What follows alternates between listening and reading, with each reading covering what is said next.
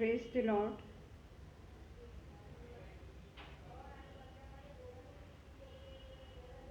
Praise the Lord everyone. परमेश्वर का धन्यवाद हो उसकी सारी आशीषों के लिए जो उसने हम सबको दी है। पिता परमेश्वर का धन्यवाद हो, महिमा हो, महिमा हो, महिमा हो। पिता परमेश्वर ही है जो आज के दिन हमसे अपनी स्तुति करा रहा है।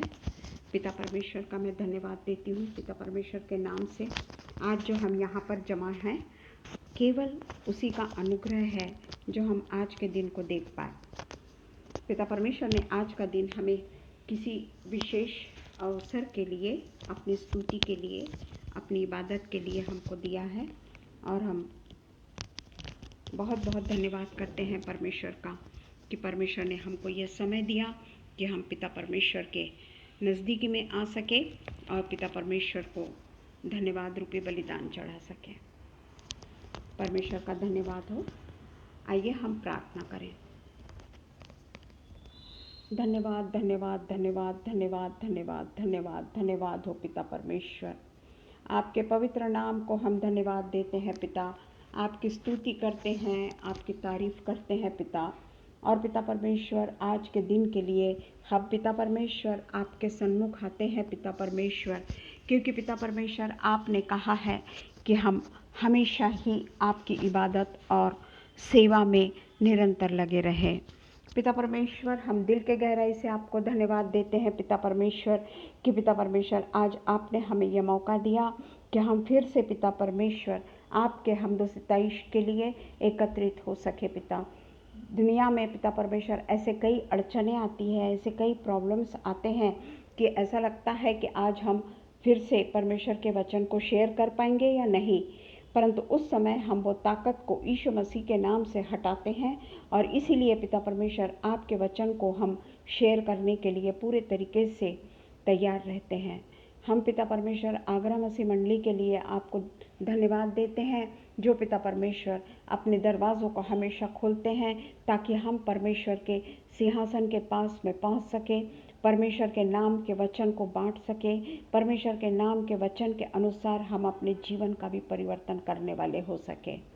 हम धन्यवाद देते हैं आज के दिन के लिए कि पिता परमेश्वर आज अनुपम भैया और शबनम ने हमें यह मौका दिया कि हम परमेश्वर के वचन को लेकर परमेश्वर के नाम को ऊंचा उठा सके। पिता परमेश्वर आज के दिन के लिए सचमुच में पिता परमेश्वर जो आपने हमें दिया है, क्योंकि आप ही का वचन कहता है कि आज का दिन यहोवा ने बनाया है, हम उसमें हमेशा आनंदित और मगन रहने वाले हो सके। पिता परमेश्वर हमारी प्रार्थना को हम पिता परमेश्वर बहुत ही पिता परमेश्वर नम्रता के साथ में, दीनता के साथ में और आपको आदर युक्त बलिदान चढ़ाते हुए प्रार्थना को आपके पवित्र नाम से मांगते हैं। सुनिए और कबूल करिए। आमीन, आमीन, आमीन। पिता परमेश्वर का धन्यवाद हो आज के दिन के लिए। Hallelujah, hallelujah. पिता परमेश्वर ने हमको ये दिन दिया। Hallelujah. Praise the Lord, praise the Lord grace दीदी, प्रेज द लॉर्ड एवरीवन। जितने भी उपस्थित हैं हर एक को प्रेज द लॉर्ड। पिता परमेश्वर के ये दिन के लिए हम धन्यवाद देते हुए आज के वचन की ओर आगे बढ़ेंगे। आज का जो मेरा जो वचन है वो एक्चुअली में नाओमी के बारे में है।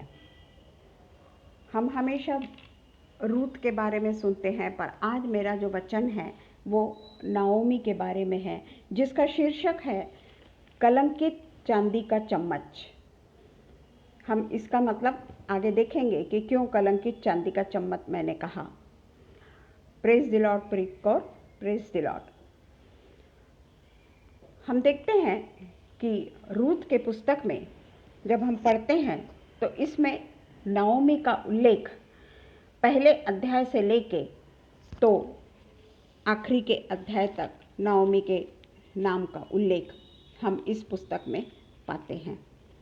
पिता परमेश्वर ने नाओमी के द्वारा जो जो भी काम करवाए हैं, 1 से लेके 4 तक हम नाओमी के बारे में पढ़ते हैं, जो रूत की सास है। और रूत के साथ दूसरी बहू ओर्पा का भी हम संक्षिप्त में वर्णन करेंगे, क्योंकि ये संक्षिप्त में ओर्पा के बारे में रूत में बहुत ही संक्षिप्त में लिखा है। एक ही पैराग्राफ में ओर्पा के बारे में लिखा हुआ है, परंतु ये नाओमी का परिवार है। नाओमी के परिवार में ओर्पा भी आती है, इसीलिए हमने ओर्पा का भी हम संक्षिप्त में उल्लेख करेंगे। रूत की पुस्तक में जब हम रूत और ओर्पा का उल्लेख देखते हैं, उस समय हम देखते हैं कि रूत जो है वो बाइबल के अनुसार नाओमी की एक बहुत ही फेथफुल बहू बोलिए या एक बेटी करके सामने आई। रूत को हमेशा वो चाहती तो वो अलग हो सकती थी, जिस तरीके से ओर्पा हुई थी। ओर्पा भी नहीं होना चाहती थी, परंतु सास ने जब बहुत उनसे कहा तो ओर्पा अपने घर चली गई, पर रूत ने उसका साथ नहीं छोड़ा।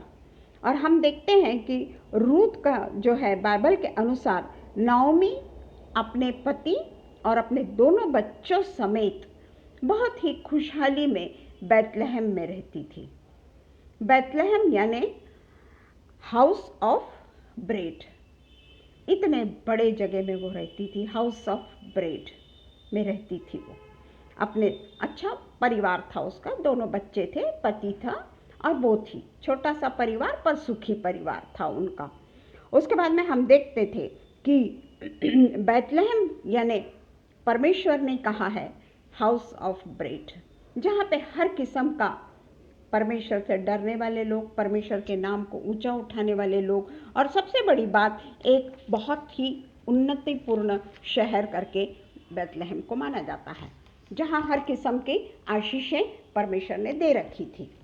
परंतु हम देखते हैं इजरायलियों के बारे में, जब हम देखते हैं इजरायलियों को परमेश्वर ने बैतलहम में बसाया था और वहाँ हर किस्म की सुविधाएं, दूध और मधु की धारा और किसी भी किस्म की कमी बैतलहम में नहीं थी, इसलिए उसको हाउस ऑफ ब्रेड कहा गया। और वहाँ पर परमेश्वर की इनायतें, परमेश्वर की आशीषें और परमेश्वर की उपस्थिति अपने लोगों के साथ में सदा बनी रहती थी। परमेश्वर अपने लोगों का वहाँ पर पूरे तरीके से ध्यान रखते थे। और हम देखते हैं कि वो जो प्रॉमिस लैंड जो है, वहाँ पर पहुँचाने का वादा परमेश्वर ने मूसा के साथ में जितनी भी इजरायली सेना निकली थी, उन सबको प्रॉमिस लैंड में ले जाने का परमेश्वर ने वादा किया था। पर हम देखते हैं कि जो भी कुछ होता है, निर्गमन में हम सब कुछ पढ़ते हैं कि किस तरीके से मूसा भी प्रॉमिस लैंड में नहीं जा सकता। और वहाँ पर प्रॉमिस लैंड में जाने के पहले ही मूसा को परमेश्वर ऊपर लेके जाता है माउंट पर, और वहाँ से सिर्फ उसको कनान देश दिखा देता है। और उसके बाद में वहीं पे मूसा की डेथ हो जाती है। और हम देखते हैं इजरायलियों के कुड़कुड़ाने के कारण, मरमरिंग के कारण इजरायली लोग हमेशा पाप करते थे। इजरायली लोग व्यभिचार करने पर उतर गए थे। इजरायली लोगों ने परमेश्वर को हमेशा ही धोखे में रखा। उन्होंने हमेशा ही परमेश्वर को अपने, जब उनको जरूरत पड़ती थी तब तक ही वो परमेश्वर को दंडवत करते थे। हमने पूरा बाइबल देखा है, नए नियम में नहीं, पुराने नियम में देखा है कि किस तरीके से वो लोग केवल परमेश्वर की उपासना, उनको जब परिस्थिति उनकी गंभीर होती थी उसी समय वो करते थे। और इसी के कारण यहोशू और यहोशू के साथ में जितने भी उसके, praise the Lord sister, praise the Lord, उनके जो लोग थे, तब तक तो परमेश्वर ने इजराइल की रक्षा की, तब तक तो परमेश्वर ने बैतलहम में अपने अस्तित्व को रखा।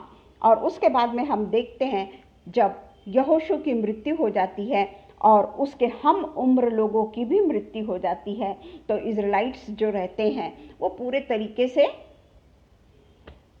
गलत रास्ते पे चले जाने के लिए तैयार रहते हैं। वो लोगों को बाल देवता को पूजना या जो भी कर गॉड एंड गॉडेस, जो भी कुछ उनके भगवान लोग थे, उनको पूजने में उनको ज़्यादा आनंद आता था। और वो हमेशा ही देखते हैं कि परमेश्वर की सारी आशीषों को जो परमेश्वर ने उनको ओत प्रोत दी थी, वो हमेशा उनको भूल जाते हैं, हमेशा उनको भूल जाते हैं। और परमेश्वर के प्रेम को पांव तले कुचलते हुए वो लोग पराये देवताओं के पीछे चले जाते हैं। वहीं पे नाओमी भी है और नाओमी का परिवार भी है, पर परमेश्वर उन्हें चेतावनी देते रहता है, कई बार कठोर भी हो जाता है, ताकि वो फिर से पलटकर परमेश्वर के आदेशों को तुच्छ न जाने। परंतु जब परिस्थितियां बिगड़ती है तो वे परमेश्वर के पास में आते हैं, और जैसे ही परिस्थितियां उनके कंट्रोल में आ जाती है, वो लोग फिर से पराये देवताओं के पीछे चले जाते हैं। उनको पराये देवता से पता नहीं बहुत ज़्यादा लगाव था, और इसलिए वो परमेश्वर के आदेशों को हमेशा तुच्छ समझते हैं।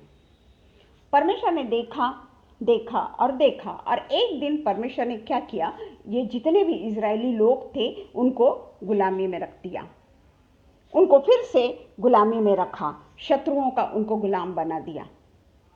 परंतु जब भी इजराइल भारी मुसीबत में पड़ते, परमेश्वर फिर से उनको पुनर्स्थापित करता, हमेशा उनको उनकी दुहाई सुनता, और उनके समस्याओं का जो उस समय के न्यायाधीश होते थे, न्यायाधीश नियुक्त करके रखा था परमेश्वर ने, और न्यायाधीशों के द्वारा उनके समस्याओं से उनको निकास देता था, उनको निकालता था। कई बार ऐसा हुआ, और उस पीरियड को हम पीरियड ऑफ जजेस कहते हैं, पीरियड ऑफ जजेस, जो हमको मिलता है रूथ 1 का बी एंड 2 का बी।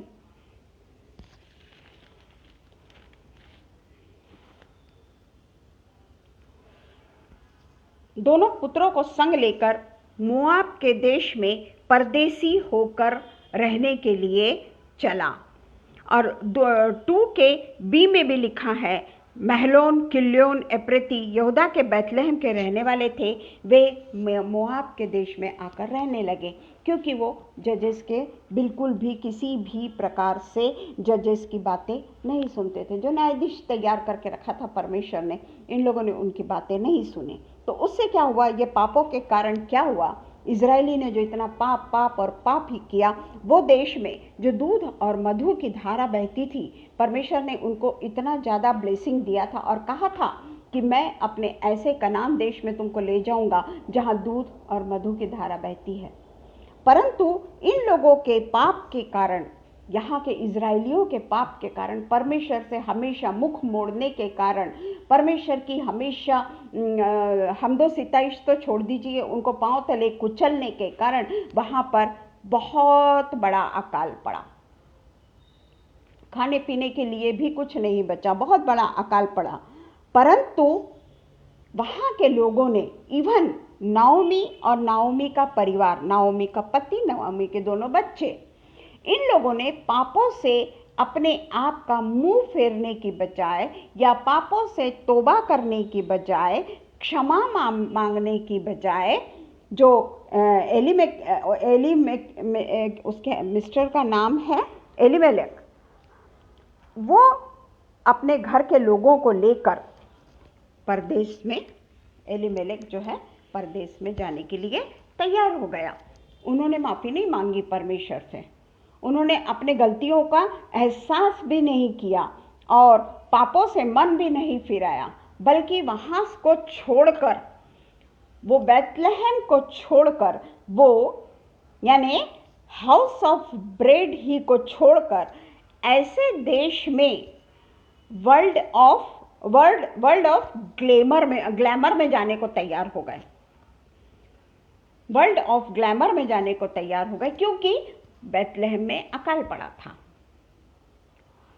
अपने देश को जहाँ पर उनको हर किस्म की आशीषें मिली, अपने देश में जहाँ नाओमी उसकी पत्नी बनी, अपने देश में जहाँ नाओमी ने 2 बच्चों को जन्म दिया, अपने देश में जहाँ दूध और मधु की धारा बहती है, अपने देश में जहाँ परमेश्वर ने उनको आशीषों से भरमार दी थी, अपने ही देश में परमेश्वर ने उनको बचा के रखा था, उन्होंने ये सब बातों की तरफ ध्यान नहीं दिया, ये सब बातों को उन्होंने महत्व नहीं दिया, बल्कि अपने पेट पानी का अरेंजमेंट करने के लिए पता नहीं अकाल कितने दिन रहता।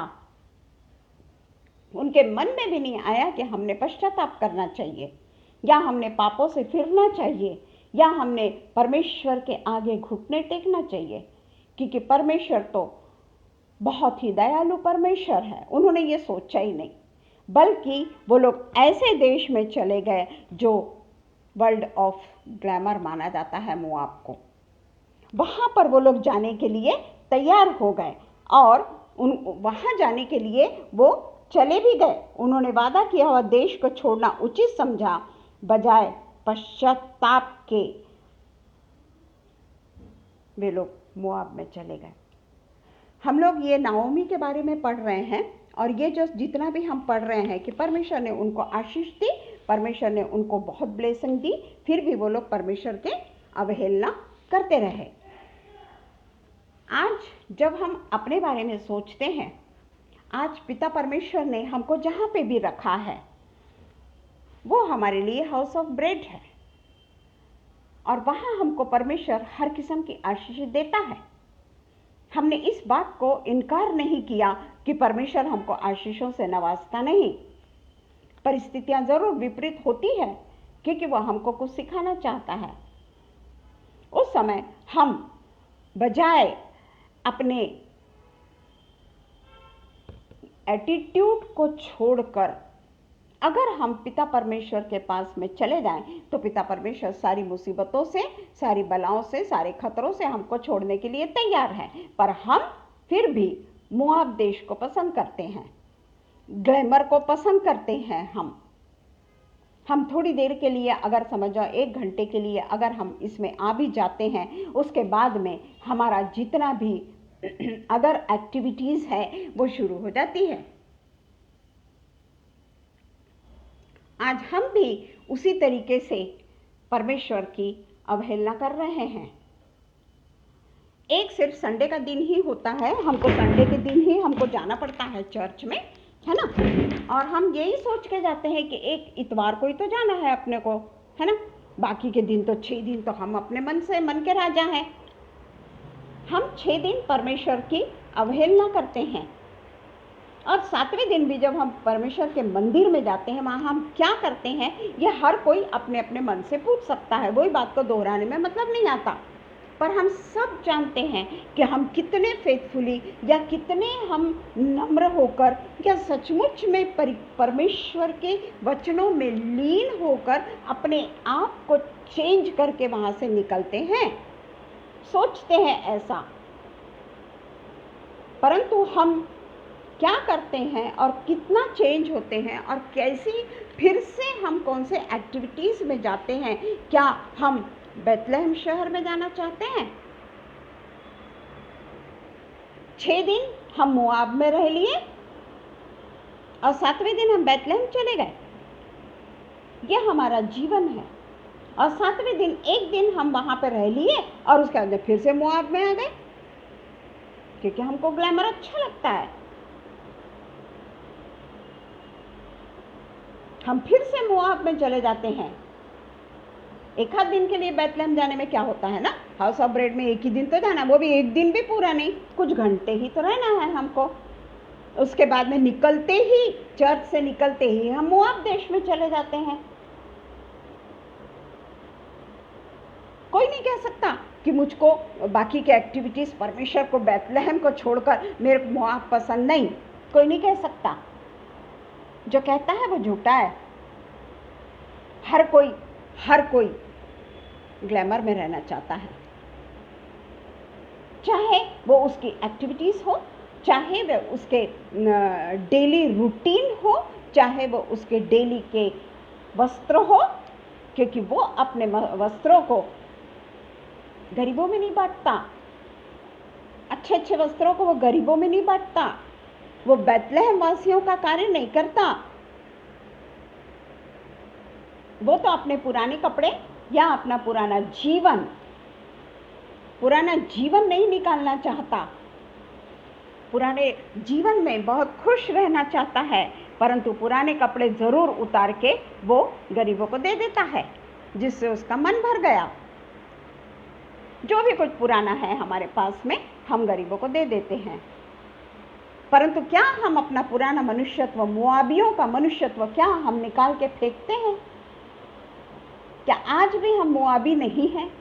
हम कह रहे हैं नाओमी और उसके मिस्टर और उसके दोनों बच्चे अकाल, भारी अकाल के कारण परमेश्वर का आज्ञा को न मानते हुए, परमेश्वर को पीछे मुड़ के ना देखते हुए, या परमेश्वर उनके साथ में है इसका एहसास भी ना करते हुए वो लोग मोआब में चले गए। उन्होंने मोआब को पसंद किया। क्या हुआ फिर वहां पर? क्या मिला नाओमी को वहां पर? हम अच्छे से जानते हैं कि वहां पर क्या मिला। सबसे पहले तो उसके पति की डेथ हो गई। उसके पति का नाम मुझको याद ही नहीं रहता बाबा। उसके पति का नाम है एलीमेलेक। एलीमेलेक की डेथ हो गई वहां पर। उसके बाद में एलीमेलेक की डेथ होने के बाद में यहाँ पे लिखा हुआ 33 में लिखा हुआ है, और नाओमी का पति एलीमेलेक मर गया। ग्लैमरस देश में गई थी वो, खाने पीने के लिए भरपूर था वहां पर, अकाल नहीं पड़ा था वहां पर, कोई मरी नहीं फैली थी वहां पर। बहुत ही फ्लरिश बोलिए या आकर्षित करने वाले देश में वो लोग गए। पर क्या मिला?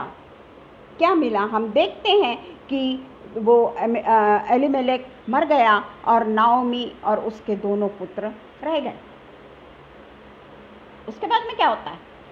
उसके बाद में क्या होता है हम देखते हैं कि ये तो मैं बताना आपको भूल ही गई कि मोआब जो है ये लूत के पुत्रों में से एक था। ये मैं भूल गई आपको बताना। मोआब जो है वो लूत का पुत्र का एक पुत्र का नाम मोआब था। जहाँ लूत ने अपनी जगह पसंद की थी वहाँ पर एक था। लूत जो अब्राहम का भतीजा था, हम अच्छे से जानते हैं कि लूत जो अब्राहम का भतीजा था, लूत के वंशज जो थे। अब्राहम तो अगर तू दक्षिण में जाता है तो मैं उत्तर में चले जाऊंगा, अगर तू पश्चिम में जाता है तो मैं पूर्व में चले जाऊंगा, ऐसा उसका स्टेटमेंट है अब्राहम का। उसने कोई अपनी इच्छा नहीं रखा। उसने ये नहीं बोला कि नहीं नहीं मेरे को तो ग्लैमरस देश हो ना, या उसने हरी भरी हरियाली नहीं देखा, खूब सुंदर बगीचे, खूब सुंदर जगह देखकर वो वहां नहीं गया। उसने लूत को बोला। और इसलिए कहते हैं कि लूत के जो वंशज है वो मोआब देश में रहते थे। तो हमारे नाओमी के परिवारजनों ने ऐसे देश को पसंद किया। अगर हम हैं हम भी वही करते हैं। हम क्या किसी को दोष दें?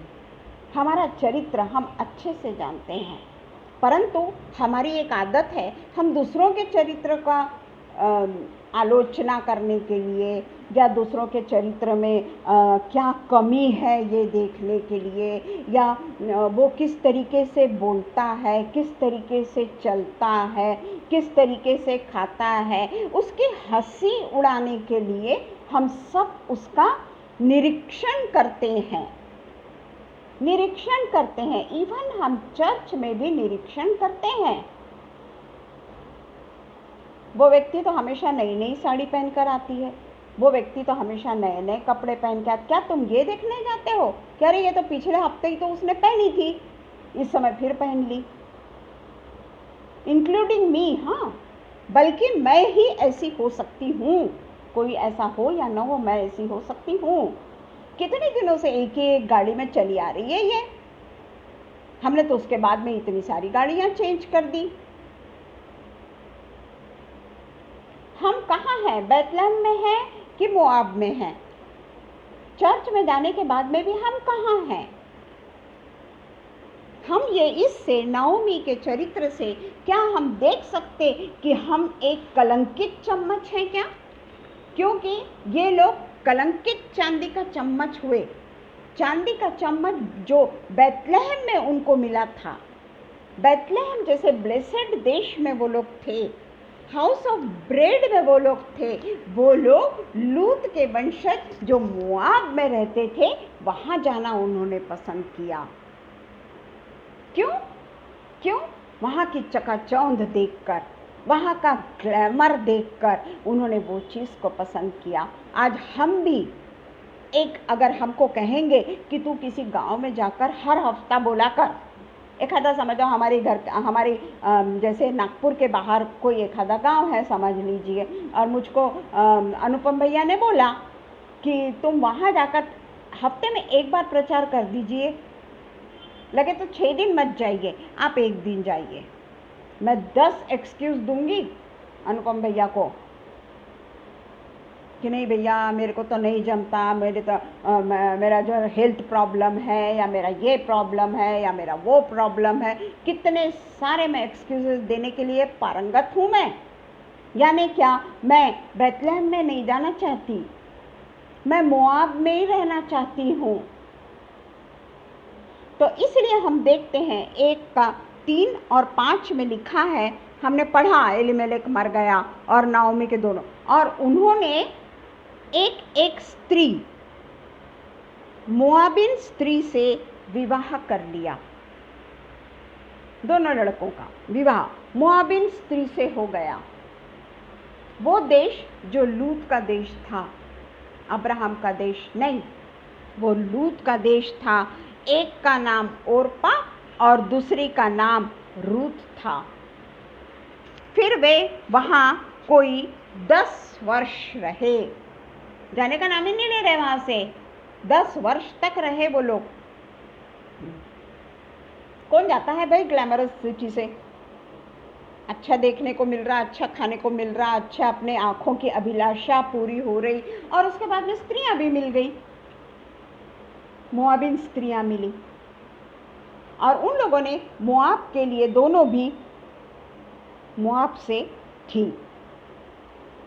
क्योंकि उस समय लिखा हुआ है वहाँ पर कि वहाँ शायद इजरायली लोग कम थे, कम यानी शायद हाथों में गिनने लायक ही होंगे, तो उन लोगों को इजरायली लड़कियाँ नहीं मिली, और उन्होंने कोशिश भी नहीं करी कि बेथलेहम से मैं अपने लिए बहू ले आऊँ। उन लोगों ने कोशिश भी नहीं करी। बेथलेहम जैसे जिस तरीके से वो भूल गए, बेथलेहम में कोई 10 साल अकाल पड़ा था क्या? वो बताया नहीं है वचन में कि वहाँ कितने साल का अकाल पड़ा, पर जब भी पड़ा बहुत तेज अकाल पड़ा। तो ये लोगों ने वहाँ की स्त्रियों से विवाह कर लिया। फिर हम देखते हैं 1 का 6, तब वहाँ मोआब देश में यह सुनकर कि यहोवा ने अपनी प्रजा के लोगों की सुधि ली, उन्हें भोजन वस्तु दी, उस देश में अपने दोनों बहुओं समेत लौट जाने को चली। जब उसने अपने कान से सुन लिया, सेटिस्फाई हो गई कि वहां मैं भूखी नहीं रहूंगी, मेरे दोनों बच्चे भी भूखे नहीं रहेंगे, मेरी बहुएं भी भूखी नहीं रहेगी, अब मैं जाती हूँ अपने देश को। अगर समझ लीजिए हमारे जीवन में बाय द वे हमको जो हम काम करते हैं, हो सकता है हमको किसी कारणवश नौकरी छोड़ना पड़ा या नौकरी छूट गई, जिस तरीके से कोरोना पीरियड में कई लोगों की नौकरियां छूट गई, नौकरी ही नहीं, काम ही नहीं मिला, कंपनीज बंद हो गई, फैक्ट्रीज बंद हो गया, सब कुछ बंद हो गया। परंतु कोई दूसरा व्यक्ति रहता जिसके रिश्तेदार फॉरेन में हैं, वो अपने आप को फॉरेन में चला जाता, पर उस समय परिस्थिति परमेश्वर ने ऐसी निर्माण कर दी थी कि कोई कहीं नहीं जा सकता था। नहीं तो हम अपने देश को छोड़ के चले जाते दूसरे देश में, हमारे तो रिश्तेदार हैं, हम वहाँ चले जाते, परंतु परमेश्वर ने हमारे सारे दरवाजे बंद कर दिए थे। उस समय हम नहीं जा सके,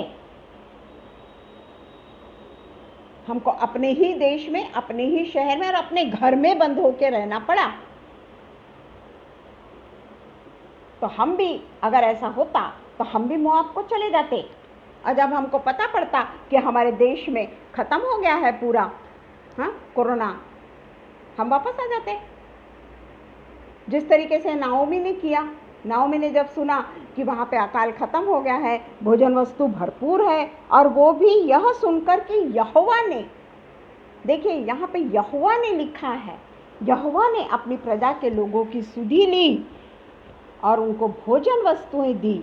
देखिए यहाँ फिर भी यहोवा उनके तरफ कर्टसी दिखा रहा है, उनके लिए प्रेम दिखा रहा है, जो परमेश्वर को छोड़कर चले गए थे। ग्लैमरस सिटी में चले गए थे वो लोग, पर परमेश्वर ने उनकी फिर भी सुधि ली। और तब नाओमी ने सोचा कि चलो मैं अपने दोनों बहुओं और बेटों के समेत लौट जाती हूँ। अतः वह अपने दोनों बहुओं समेत उस स्थान से जहाँ रहती थी निकली। अब इसमें हम पढ़ते हैं 5वें वचन में कि यहीं पे जहाँ पर वर्ल्ड ऑफ ग्लैमर है, वहीं पे हम पढ़ते हैं कि 10 वर्ष तक रह करके लिखा है। उसके अंदर 5वां वचन कहता है कि जब महलोन और किल्योन दोनों मर गए, पति पहले मरा, उसके बाद में उसने अपने बेटों के लिए मोआबी कन्या को लेकर आई अपने घर में बहू बना के। उसके बाद में लिखा है कि करीबन वो 10 वर्ष तक रही, उसके पहले मरे या बाद में मरे मालूम नहीं, पर इसमें लिखा है कि उसके दोनों भी पुत्र मर गए। अब वो केवल नाओमी रह गई और उसकी दोनों बहुएं रह गई। पर यहाँ पर हम देखते हैं कि जो परमेश्वर जो है, उसने जो हमसे प्रॉमिस किया है कि मैं तुमको कभी भूखा नहीं छोड़ूंगा, मैं कभी तुमको मेरे पास से नहीं निकालूंगा, तुम लोग सदा मेरे साथ में रहोगे, मैं हमेशा तुम्हारा परमेश्वर होऊंगा। क्या क्या प्रॉमिस परमेश्वर ने हमसे नहीं किया, पर फिर भी हम उसमें से वो प्रॉमिस को नहीं मानते, परंतु परमेश्वर ने खुद ही उनको फिर से प्रॉमिस लैंड में लाने के लिए योजना बनाई। अपने बच्चों को जिनसे वो बहुत प्यार करता है, उन सबको फिर से अपने देश में प्रॉमिस लैंड में लाने के लिए उसने योजना बनाई। ये है मेरा परमेश्वर। कितने बार हम उसको दुखाते हैं, कितने बार हम उसको क्या नहीं बोलते। थोड़ा भी हमारी तबीयत खराब हो गई, हम परमेश्वर को बोलते इतने दिन हो गए परमेश्वर, तू तो मेरी सुध ही नहीं लेता। पर पिता परमेश्वर उस समय भी नाराज नहीं होता हमसे। वो हमारे लिए ये योजना बनाते रहता है कि कब मेरे बच्चे मेरे निकट आए। अब यहाँ तो नाओमी अकेली रह गई, कलंकित चांदी का चम्मच, कुछ नहीं रह गया उसके पास में, सब कुछ छूट गया। और वो इतनी वृद्ध हो गई कि वो दूसरा अगर शादी भी करती तो उसको बच्चे भी नहीं हो सकते। ये उसकी अवस्था थी उस समय। तब हम देखते हैं कि वो जब वापस जाने को निकलती है तो 7 से 14, 1 का 7 से 14 क्या कहता है? अतः वह अपने दोनों बहुओं समेत उस स्थान से जहाँ रहती थी निकली। उन्होंने यहूदा देश को लौट जाने का मार्ग लिया। तब नाओमी ने अपनी दोनों बहुओं से कहा, तुम अपने अपने मायके को लौट जाओ, अपने अपने मायकों को लौट जाओ, और जैसे तुमने उससे जो मर गए हैं और मुझसे प्रीति की, वैसे ही यहोवा तुम्हारी ऊपर कृपा करे। यहोवा ऐसा करे कि तुम अपने अपने पति के घर में विश्राम पाओ। तब उसने उनको चूमा कि वे चिल्ला चिल्ला कर रोने लगी। हम तेरे संग के लोगों के पास चलेगी। नाओमी ने कहा, है मेरे बेटियों लौट जाओ, तुम क्यों मेरे साथ चलोगी? उनको वो समझा रही है कि मेरे साथ चलकर तुमको क्या मिलेगा, मेरे दोनों बच्चे मर गए, मेरे साथ में जाकर, बल्कि तुम अपने घर में जाओ, वहाँ कोई यानी फिर से मैरिज करो और उनके साथ में आराम से रहो। क्योंकि वहाँ पर उस समय की ये प्रथा थी कि जो स्त्रियाँ जो थी वो काम नहीं करती थी। शायद काम करने का उनको आदेश नहीं होगा, पता नहीं मुझे, पर वो काम नहीं करती थी और इसलिए उनको शादी करके अपने पति के साथ में, पति के ऊपर ही निर्भर रहना पड़ता था। इसलिए नाओमी उन लोगों से कहती है कि तुम लोग मेरे को छोड़ दो और तुम लोग अपने अपने घर जाकर फिर से मैरिज करके उनके साथ में खुशी खुशी रहने लगो। और तब वे फिर से उठी और ओर्पा ने अपने सास को चूमा, परंतु रूत उससे अलग ना हुई। ओर्पा का इतना ही उल्लेख है इसमें, और ओर्पा वहां से चली गई क्योंकि उसके भरण पोषण की जिम्मेदारी जो है वो उसका जो पति होगा वो उसके भरण पोषण की ज़रूरत को पूरा करेगा। परंतु रूत जो है वो अपनी सास के साथ में ही बनी रही। और हम जानते हैं कि रूत ने क्या क्या किया। एकदम से हम वचन 20 में जाएंगे, उसमें लिखा हुआ है, उसने उनसे कहा मुझे, अब वो अपने देश में चली गई है, रूत उसके साथ में गई। रूत कहती है कि मैं तेरे साथ साथ जाऊंगी, आप लोगों को मालूम है, और वो उसके संग चलने के लिए तैयार हो गई। तब उसने, अतः वे दोनों चल निकली और बैतलहम पहुंच गए। ये लोग सब बैतलहम पहुंच गए। बैतलहम पर पहुंचने पर सारे नगर में उनके कारण हलचल मच गई और स्त्रियां उनसे कहने लगी क्या यह नाओमी है? स्त्रियों ने सोचा और उस पर चर्चा करने लग गई और कहती है वो कहती है कि मुझको नाओमी ना कहो, मुझको मारा कहो, जिसका अर्थ होता है, नाओमी का अर्थ होता है मेरी खुशी। जब वो बैतलहम में थी उसका नाम का अर्थ सार्थक होता था, मेरी खुशी। उसका पति उसके साथ में था, उसके दोनों बच्चे उसके साथ में थे, एक सुखी परिवार में थी, वो बड़ी खुशी से रहती थी वो। तो बैतलहम में उसके नाम का अर्थ जो नाओमी था वो पूरे तरीके से सार्थक होता है कि मेरी खुशी। पर अब वो कहती है कि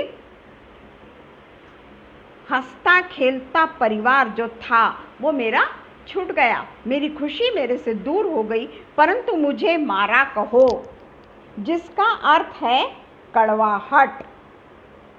जब वो खुशी खुशी अपने बैतलहम को छोड़कर मारा में गई, वो नाओमी थी, खुशी थी उसके पास में, उसके बच्चे थे, उसका पति था, उसके औरतें तो बाद में, बहुएं तो बाद में आई, एक खुशहाल परिवार था। पर जब वो वहाँ जाती है वो मारा बन जाती है, कड़वाहट आ जाती है उसमें। और उस समय मारा जो है वो हम निर्गमन 15 का 23 में उसके बारे में जानते हैं। निर्गमन 15 का 23 हम देखेंगे। निर्गमन 15:23 उसमें लिखा है, फिर मारा नामक एक स्थान पर पहुँचे, वहाँ का पानी खारा था। जब मूसा इज़राइलियों को लाल समुद्र पार करके लेके जा रहा था तो वहाँ पे जंगल में 3 दिन तक उनको पानी नहीं मिला और उनके आदत के अनुसार इज़राइली जो है उनका मरमरिंग शुरू हो गया। तब मारा नाम पहुँचे, वहाँ का पानी खारा था और वे उसे पी न सके, इस कारण उस स्थान का नाम मारा पड़ा। तब वे यह कहकर मूसा के विरुद्ध बकबक करने लगे कि हम क्या पिए। तो वही मारा वो यहाँ पर उल्लेख कर रही है रूत अपने बारे में, जो यहाँ पे जो कड़वा पानी जो है उसके अनुसार वो कह रही है कि मेरा नाम मारा पड़ा है, मेरा नाम मुझको तुम मारा कहो। और इस तरीके से हम देखते हैं याकूब का 1:27, याकूब 1:27 देखेंगे हम।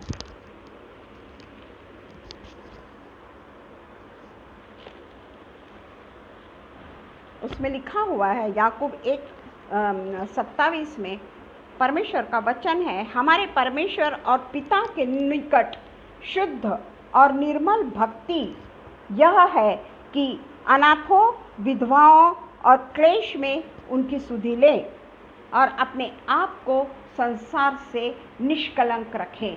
ये वचन पूरे तरीके से फिट होता है रूत पर, ये वचन रूत पर फिट होता है, क्योंकि रूत बड़े यंग एज में, छुटपन में, बहुत यंग एज में वो विधवा हो गई। वो चाहती तो अपने देश में वो रह सकती थी, कोई ज़रूरत नहीं थी उसको नाओमी के साथ में जाने की, क्योंकि कितने साल वो नाओमी के साथ में रही इसका उल्लेख तो नहीं है। पर 10 साल तक जब वो लोग वो देश में थे और उसके पहले ही उसके बच्चों की डेथ हो गई, तो ज़्यादा दिन तो नहीं होगा ना उसको, रूत को उनके साथ में रहते हुए। परंतु उसने नाओमी पर तरस खाया क्योंकि वो खुद भी विधवा थी, रूथ खुद भी विधवा थी और नाओमी भी विधवा हो गई थी। इसलिए उसने अपने आप पर तरस नहीं खाया और ना अपनी भलाई की चिंता की, और वह ओरपा की तरह अपने लिए नया पति कर सकती थी। बजाय नाओमी के साथ में जाने के वो अपने संसार को फिर से बसा सकती थी। उसको अपना घर, अपना परिवार, अपना देश, अपने मित्रगण, परिचित को छोड़कर अनजान देश में वो इसलिए चली गई, जो हमने अभी एक का, जो हमने याकूब अपन ने जो अभी याकूब 1:27 में पढ़ा कि उसको विधवाओं का सुधि लेने की उसको परमेश्वर ने दान दिया था। और इसलिए वो अपनी विधवा माँ के साथ में, नाओमी के साथ में, अपने देश को छोड़कर, अपने परिवारजनों को छोड़कर, अपने फैमिली को छोड़कर, अपने लोगों को छोड़कर, अपने कल्चर को छोड़कर वो एक पराये देश में चली गई, क्योंकि उसको मालूम था कि मेरी जो सास है वो वृद्ध है, उसके अलावा वो विडो है, वो क्या करेगी, वो कैसे काम करेगी। ये सब बातें को उसने ध्यान रखा और दूसरी शादी भी नहीं करी। दूसरी शादी तब तक उसने नहीं करी। वो चाहती तो आराम से जाकर अपने घर में जाकर दूसरी शादी कर सकती, पर उसने अपने सास के देखभाल का जिम्मेदारी ली, सास की देखभाल की जिम्मेदारी ली और अपनी सास की सेवा में पूरी तरीके से समर्पित हो गई। अब हम देखेंगे कि हम में कौन बसता है। रूथ, क्या हम में रूथ बसती है? सास तो बहुत दूर की बात हो गई, हम तो अपनी माँ का भी ध्यान नहीं रखते, क्योंकि हम बहुत बिजी हैं, हमारे पास में समय नहीं है। और आजकल तो ये व्हाट्सएप और फेसबुक और क्या क्या आ गया है, ढेर सारा आ गया है। उसमें कैसे हो मम्मी, इतना पूछ लिए कि हमारी जिम्मेदारी खत्म। हमारे पास में माँ को मिलने के लिए समय नहीं होता। जो अपने माता पिता अपने बच्चों के साथ रहते हैं, मैं उनकी बात नहीं कर रही, पर जो बच्चे अपने माता पिता से अलग होते हैं, मैं उनकी बात कर रही हूँ। वो दुख उन्हीं लोगों को मालूम है जो माता पिता अपने बच्चों से अलग होते हैं। तो आप क्या सोचते हैं कि हमने रूथ का जीवन जीना चाहिए कि ऐसे इसका कि जो अपने सास, कहाँ मैं माँ का ध्यान रखने की बात ही नहीं कर रही, मैं तो सास की बात कर रही हूँ कि जो सास के लिए अपना सब कुछ छोड़कर, वो कोई बहुत बड़ी तो नहीं होगी ना उस समय, कोई बहुत आजकल के जैसा बहुत बड़े उम्र में तो शादी नहीं होती होगी ना, पर उसने सब कुछ छोड़कर अपने सास के पीछे पीछे आई। वो आज हमारे जीवन में हम खुद अपने जीवन में देखते हैं, हम क्या चीज़ को छोड़ते हैं, हम किस चीज़ को छोड़ते हैं। हमारे बाजू में अगर कोई बीमार है, क्या हम उनको देखने को जाते हैं? सिर्फ देखने को चले गए, थोड़ी देर खड़े हो गए उनके पास में और फिर अपने कामकाज में लग गए, तो इसको तो सेवा नहीं बोलते ना, क्योंकि हम बिजी होते हैं, हमको समय नहीं होता है। कहाँ हम उनके पास में खड़े रहेंगे, कहाँ हम उनकी देखभाल करेंगे? हम तो अपनी देखभाल करने के लिए हमारे पास में समय नहीं, हम क्या दूसरों की देखभाल करेंगे? ऐसे सोच के हम अपनी जिम्मेदारियों को झटकते नहीं हैं, हम अपनी जिम्मेदारियों को याद ही नहीं रखते और बाइबल लेके बड़ी बड़ी बातें करना बस शुरू कर देते हैं। बाइबल लेके बड़ी बड़ी बातें करना यह हमारा छंद हो गया है, यह हमारी हॉबी हो गई है। बहुत बड़े बड़े वचनों को देना यह हमारी हॉबी हो गई है। क्या हम बाइबल का एक भी कैरेक्टर निभाते हैं? बहुत ही सटीक बात कह रही हूं मैं कि क्या हम बाइबल का एक भी कैरेक्टर निभाते हैं? मैं मेरे लिए बोल रही हूँ, आप लोग निभाते होंगे, मैं ये नहीं कह रही कि सभी वैसे होते हैं, पर हम लोग इतने ज़्यादा बिजी होते हैं ना, इतने ज़्यादा व्यस्त होते हैं ना, कि मेरे रिटायरमेंट के बाद में भी मैं बड़ी व्यस्त हूँ। पर अब एक उम्र के बाद में लगता है कि मेरे बच्चों ने मेरे को पूछना चाहिए, मेरे बच्चों ने कम से कम मेरे को फ़ोन करना चाहिए, आना चाहिए। पर वो बच्चे व्यस्त हैं। जब मैं यंग थी मैं व्यस्त थी, पर हमने अपने माता पिता को नहीं छोड़ा भाई, हम उनके बराबर उनकी देखभाल किए, ये तो मैं गर्व से कहती हूँ। तो हमने क्या करना चाहिए, हमने क्या करना चाहिए, हमने किस स्त्री का चयन करना है अपने जीवन में? सिर्फ एक रूथ के ऊपर या नाओमी के ऊपर लेक्चर देकर क्या फायदा? हम तो रूथ के बारे में हमेशा ही सुनते, पर नाओमी के बारे में क्या मिला नाओमी को? पूरे तरीके से छूछे हाथ वो बैतलहम को लौटी, जो भरी पूरी जो वो गई थी मोआब में, सब कुछ लेकर गई थी वो मोआब में। और बैतलहम में जब बैतलहम से निकली, भरी पूरी निकली, और बैतलहम वापस आई तो छूछे हाथ वापस आई। हम परमेश्वर के पास में किस हक से जाते हैं, किस अधिकार से जाते हैं? हमारा परमेश्वर तो जिस तरीके से उसने मोआब में लोग चले गए, इधर उधर बिखर गए, फिर भी उसने अपने लोगों की केयर करी, और हार्वेस्ट के समय में सबको फिर से उनके लिए भोजन की व्यवस्था की, उनके लिए सबकी व्यवस्था की, और उन सबको अपने पास में फिर से बुला लिया, क्योंकि वो हमसे प्यार करता है। हम किसके लिए कोई केयर नहीं करते। अपने चर्च के लोग भी जब बीमार होते हैं तो हम लोग सिर्फ एक, भाई चलो एक बार तो मिल लेना चाहिए ना, नहीं तो वो हमसे क्या बोलेंगे कि तू तो मेरे को देखने को भी नहीं आया। ये मन में रखते हुए हम उससे एक बार मिलने को चले जाते हैं, तो क्या परमेश्वर हमसे खुश होगा? कि मेरे को उसने ऐसा नहीं कहना चाहिए कि तू मेरे को देखने नहीं आया। इसलिए अपना एक ड्यूटी, कर्तव्य नहीं, ड्यूटी, कर्तव्य तो ये है कि वो अगर भूखा है तो उसको खाना खिला, वो अगर नंगा है तो उसको कपड़े पहना, वो अगर रोगी है तो उसको सामरी पुरुष की तरह उसकी सेवा कर। ये हमारा कर्तव्य है। पर हम शो करते हैं, हम शो करते हैं, जो रूथ ने नहीं किया। कौन थी नाओमी? उसकी माँ नहीं थी नाओमी। क्यों वो नाओमी के पास में रही? क्यों उसने शादी नहीं कर ली? वो है सच्चे परमेश्वर की पुत्री, वो है परमेश्वर की चुनी हुई बेटी। अगर हम इतनी बड़ी बड़ी बातें करते हैं, हमारा चरित्र अगर ऐसा नहीं है तो परमेश्वर हमसे हिसाब लेगा, परमेश्वर हमारा न्याय करेगा। कि बातें बड़ी बड़ी करने से और अपने आप को वो कैरेक्टर में ढालना, ये बहुत अलग अलग बातें हैं, बहुत अलग अलग बातें हैं।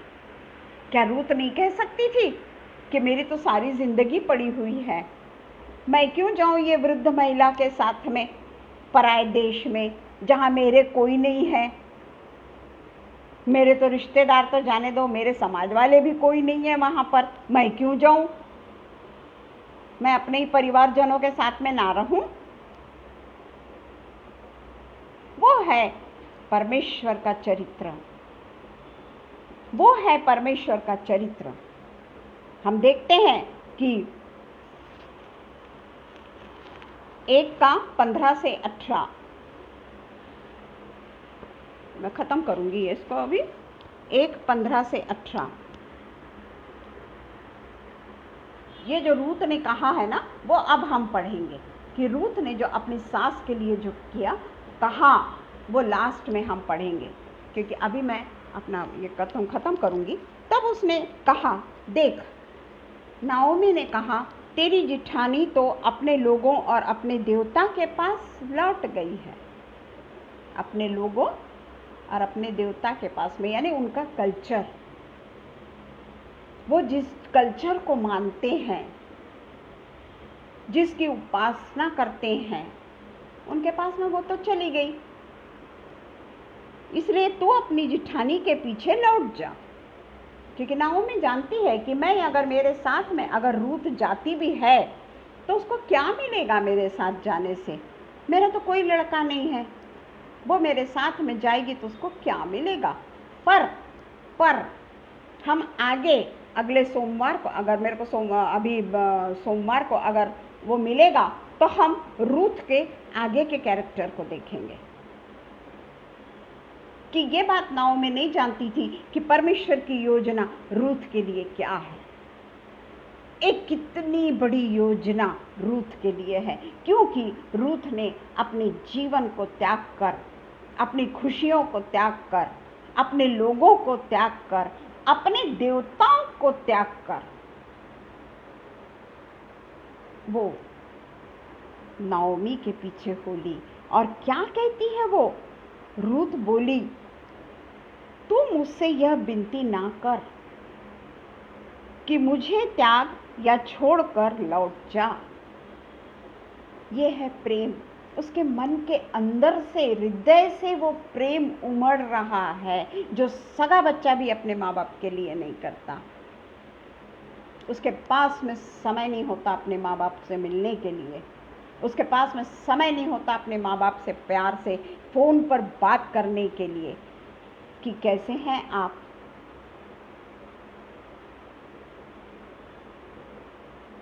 ये भी समय नहीं होता आजकल के बच्चों में। क्यों? क्योंकि वो मोआब में रहते हैं, वो बैतलहम में नहीं रहते, वो मोआब में रहते हैं। और इसलिए वो कहती है कि क्योंकि जिधर तू जाए उधर मैं भी जाऊंगी। पहले कहती है वो मुझे त्याग कर और छोड़कर लौट जा, ये तू क्यों कह रही है मुझसे? जिधर तू जाए उधर मैं भी जाऊंगी। रूथ का ये दूसरा प्रॉमिस, एक अनजान लेडी को किया हुआ दूसरा प्रॉमिस, अपने माँ को किया हुआ नहीं। सास, जिससे हम कई बार सास के विरुद्ध में बहुत सारी बातें लिखी, हम जानते हैं सास के लिए क्या क्या बोला जाता है, परंतु यहाँ पर वो अपने सास के लिए बिल्कुल उल्टा बोल रही है कि तू जहाँ जाए उधर मैं भी जहाँ जाऊंगी, तू जहाँ टिके वहाँ मैं भी टिकूंगी। कहीं पे भी रहे तू, कितनी भी खराब परिस्थिति में क्यों न रहे, क्योंकि वो जानती थी कि नाओमी और मैं दोनों भी स्त्री हैं और स्त्री लोगों को काम करने का अधिकार नहीं है। इसीलिए वो दूसरी शादी करते हैं ताकि उनके पति उनका निर्वाह करे। परंतु वो ये सब बातों को शायद परमेश्वर पे छोड़ देती है और इसलिए वो इतना बड़ा सैक्रिफाइस कर सकी। तो कहती है तेरे लोग मेरे लोग होंगे। कितना अंतर होगा उनमें और उसमें। सच में वो परमेश्वर की पुत्री थी, बराबर लिखा है लॉन्गसन में, वो परमेश्वर की चुनी हुई पुत्री थी। इसलिए वो कहती है कि तेरा परमेश्वर मेरा परमेश्वर होगा। हम किसी दूसरे परमेश्वर को ऐसा नहीं बोलेंगे।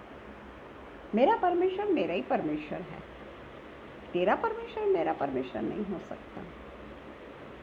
क्योंकि मोआब के लोग तो परमेश्वर को थोड़ा मानते नहीं थे, वो तो मूर्ति पूजा करते थे। परंतु ये परमेश्वर को देखो कैसा परमेश्वर के लिए उसके मन में एक अंदर से एक भावना निकलती है और इसीलिए तो परमेश्वर उसको कहाँ से कहाँ पहुँचा देता है। मैं सोमवार को बताऊंगी कहाँ से कहाँ उसको अपना परमेश्वर पहुँचा देता है, जबकि वो उसकी बेटी नहीं है, वो तो दूसरे देश से आई है। पर वो कहती है तेरा परमेश्वर मेरा परमेश्वर होगा, जहाँ तू मरेगी वहाँ मैं भी मरूंगी और वही मुझे मिट्टी दी जाएगी। यानी अंत तक नाओमी को मैं नहीं छोड़ूंगी, अंत तक माँ को, सास रूपी माँ को वो नहीं छोड़ेगी। जो उसने प्रॉमिस की वो प्रॉमिस को उसने पूरे तरीके से निभाया भी, और नाओमी भी उसके साथ साथ में बनी रही, और रूथ के कारण ही नाओमी ने फिर से खुशियां देखी, फिर से खुशियां देखी नाओमी ने।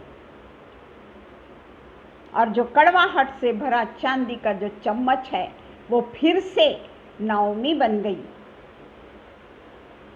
फिर से वो नाओमी बन गई। और इसीलिए हम कहते हैं कि मुझसे वैसा ही वरन उससे भी, अगर मैं तुझसे अलग हूं तो यहोवा मुझसे वैसा ही वरन उससे भी अधिक करे। क्या उसका प्रॉमिस है? क्या वो प्रॉमिस करती है सास को और उसके अनुसार वो चलती है।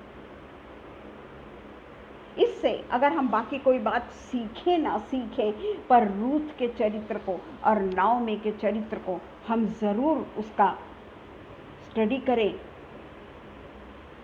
क्योंकि नाओमी ने भी अपने हित को देखते हुए दोनों बहुओं को ये नहीं कहा कि मैं तो वृद्ध हो गई हूँ, मैं किसके भरोसे पे जीऊंगी, मैं कैसे रहूंगी, मेरे दोनों पुत्र मर गए, मेरा पति मर गया, मैं किसके साथ जाऊं बैतलहम, ऐसा नहीं कहा। बल्कि वो दोनों को कहा कि तुम लोग अपने अपने घर में चले जाओ, नया अपना संसार बसाओ, मेरे साथ जाकर तुमको क्या मिलेगा। परंतु रूथ का जीवन देखिए, छोटी सी पुस्तक है परंतु बहुत शिक्षा देने वाली पुस्तक है। 1 से 4 ही अध्याय है, पर वो 1 से 4 अध्याय को अगर हम पढ़ें, उसको चबा चबा के खा लें, तो हम अपने आप में बहुत बड़ा परिवर्तन कर सकते हैं। एक एक वचन को आराम से पढ़ के हम उसमें से सीखें कि हमको किसके जैसा जीवन जीना है, किसके जैसे हमको बनना है, यह हमको देखना बहुत ज़रूरी है।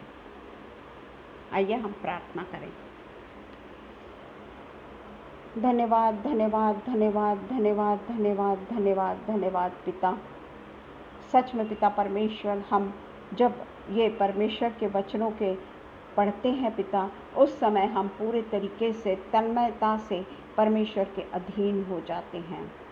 पिता परमेश्वर, हम आपसे प्रार्थना करते हैं कि केवल पिता परमेश्वर हम बोलते समय आपके अधीन ना हो पिता, बल्कि जो कुछ हमने बोया है, जो वचन हमने पढ़ा है, जो वचन हमने बोला है, वो वचन के अनुसार हम केवल बोलने वाले ना हो पिता, बल्कि वो वचन के अनुसार हम चलने वाले हो सके, वो वचन के अनुसार हम अपने जीवन को बदलने वाले हो सके। पिता परमेश्वर, हमारे जीवन में पिता परमेश्वर केवल और केवल हमारा पिता परमेश्वर ही दिखते रहे। हम कभी भी किसी ग्लैमरस चीज़ को देखने के पीछे ना भागे, बल्कि मेरा पिता जहाँ है उस स्थिति में मेरा पिता जैसा भी मुझको रखे, मेरे पिता के साथ में मैं सदा बनी रहूं।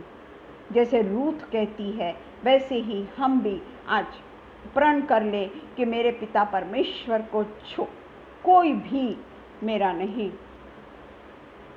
सच्चा परमेश्वर, उसके सामने ही हम नतमस्तक हों, सच्चे परमेश्वर की आराधना करें, सच्चे परमेश्वर की हर आशीषों को बड़े ध्यान से पढ़कर उसके ऊपर चिंतन करें, उसके ऊपर मनन करने हो सके।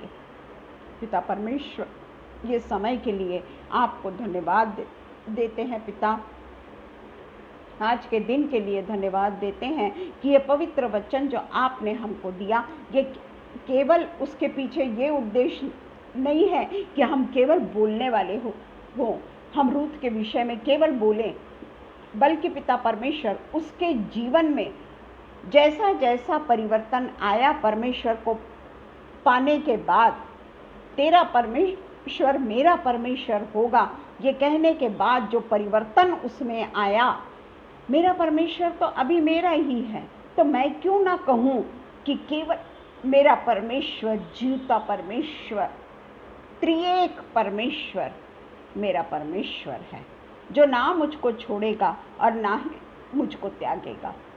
इस सुंदर से वचन के लिए हम यीशु मसीह के नाम को ऊंचा उठाते हैं और हम धन्यवाद करते हैं बहुत ही हृदय के साथ में आगरा मसीह मंडली के लिए और शबनम के लिए और अनुपम भैया के लिए कि वो लोग पिता परमेश्वर आपके लिए जो काम कर रहे हैं उनके जीवन में आप हमेशा आत्मिक आशीषें उनको देते चले जाइए। और जितने भी यहाँ उपस्थित है पिता, उन सबको आप अपने आशीषों से माला माल करिए। जो पिता परमेश्वर ऑफलाइन देखेंगे उनको भी पिता परमेश्वर अपने आशीषों से नवाजिए। ये सारी विनती हम हमारे जीवित परमेश्वर के नाम से मांगते हैं, सुनिए और कबूल करिए। आमीन पिता, आमीन, आमीन। धन्यवाद हो सबको। गॉड ब्लेस यू भैया, धन्यवाद हो। शबनम का भी धन्यवाद हो और जितने भी यहाँ उपस्थित है हर एक को मैं पिता परमेश्वर के नाम से धन्यवाद देती हूँ और अपने वचन को यहीं पे समाप्त करते हैं। Praise the Lord, praise the Lord Shabnam.